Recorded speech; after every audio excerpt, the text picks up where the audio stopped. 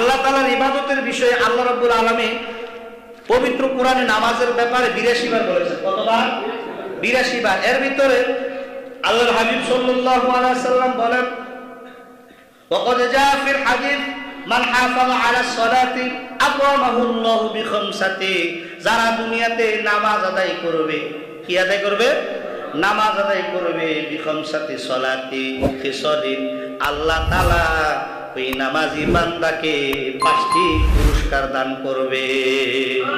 আর জোরে বলেন না সুবহানাল্লাহ। 5টি পুরস্কার দান করবে।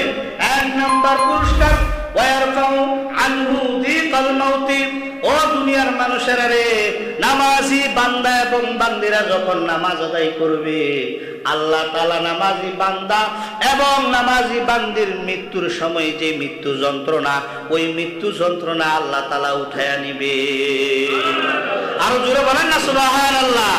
শুধু তাই নয়, নামাজি বান্দাকে আল্লাহ রাব্বুল আলামিন 2 নাম্বার যে পুরস্কারটা দিবে, দ্বিতীয় পুরস্কারটা হচ্ছে ওয়ালামাল কবরি, কবরে কোনো আযাব দিবে না। সুবহানাল্লাহ। 3 নাম্বার পুরস্কার ওয়ায়ুতিহিল্লাহু বিয়ামিনিহি, আল্লাহ রাব্বুল আলামিন তাহার আমলনামা তাহার ডান হাতে দিবে।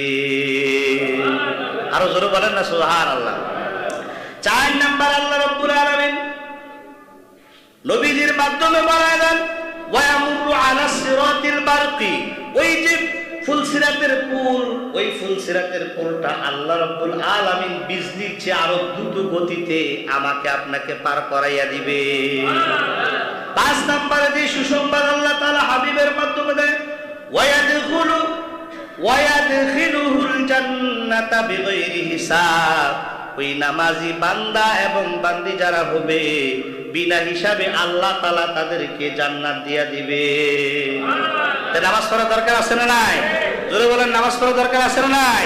5 ওয়াক্ত নামাজ জামাতের সাথে আদায় করব, সুন্নাত, নফল আর আওয়াবিন, ইশরাক যা আছে তাহাজ্জুদ সব নামাজ আদায় করব। আল্লাহ তাআলা আমাদেরকে নামাজি হিসাবে কবুল করুক। সকলে বলুন আমিন।